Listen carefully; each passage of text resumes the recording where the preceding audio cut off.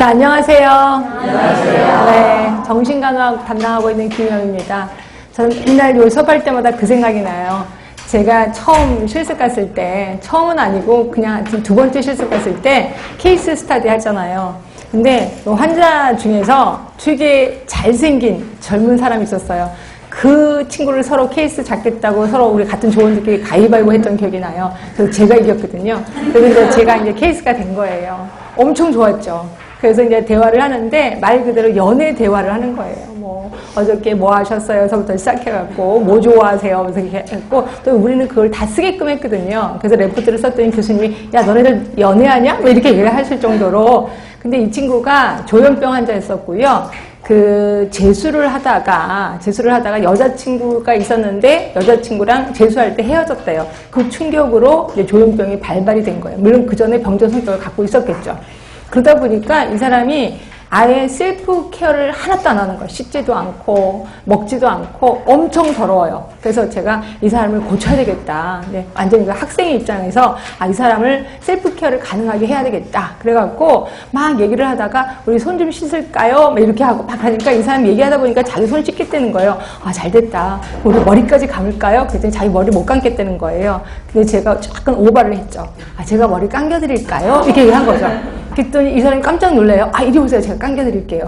정말 말도 안 되게 그 친구를 끌고 가서 물을 건져주면서 머리까지 감겼어요. 그렇죠? 근데 제가 목욕까지는 못 시키겠더라고요. 젊은 사람이니까. 근데 젊고 잘생겨서 제가 이 짓을 한 겁니다. 정말 못된 것을 한 거죠.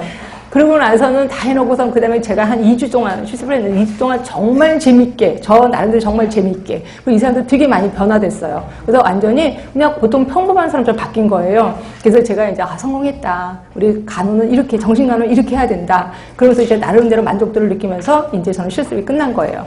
그리고 전 이제 학교에 와서 이렇게 있었었죠. 근데 한참 이렇게 수업을 듣고 있는데 갑자기 누가 저를 찾아왔다는 거예요. 교문에 누가 있다는 거예요. 어떤 남자가 기다린다면서 무슨 남자가 저는 남자친구 없었으니까 괜히 마음 한구석으로는 약간 흥분하면서 누가 나를 이러면서 딱 갔더니 그 사람이 있는 거예요. 그렇죠? 근데 정말 무서운 게 뭐냐면 제가 실습할 때는 그 사람들이 너무 예뻤거든요. 그런데 카페에 딱 앉아있는데 눈이 풀려 있어요. 그러니까 이게 정신과 환자의 특성이에요. 그러니까 우리가 병동에 있을 때는 잘 몰라. 환자복을 입었을 때는. 근데 이 사복을 딱 입으니까 이 환자가 정신과 약을 먹는 환자인 것 같아. 눈이 딱 그 눈이에요. 너무 무서운 거예요. 그래서 내 친구랑 가갖고 둘이 같이 가서 혼자 가기 좀 그렇고 둘이 가서 이제 얘기를 하면서 이 사람이 저한테 이제 고백을 하는 거죠. 그죠? 많이 보고 싶었다. 이렇게 얘기를 하는 거죠. 제가 뭐라고 했냐면 저는 간호 학생이고 본인은 환자입니다. 딱 얘기를 한 거예요. 그렇죠? 당연하잖아요. 그래서 저는 케이스 스타일이라는 걸 쓰기 위해서 그런 걸 한 거다라고 얘기를 한 거죠. 그리고 저는 당연히 그렇게 얘기를 했고 뒤돌아 쓰려고 하는데 이 사람이 발작을 한 겁니다. 그래서 정신적인 발작을 해서 그때 응급실로 그 사람 끌려갔던 기억이 나요. 그 다음부터 지금까지 계속 정신병원에 있는 걸로 기억이 납니다. 그래서 제가 정신간호를 할 때마다 그 생각이 나요.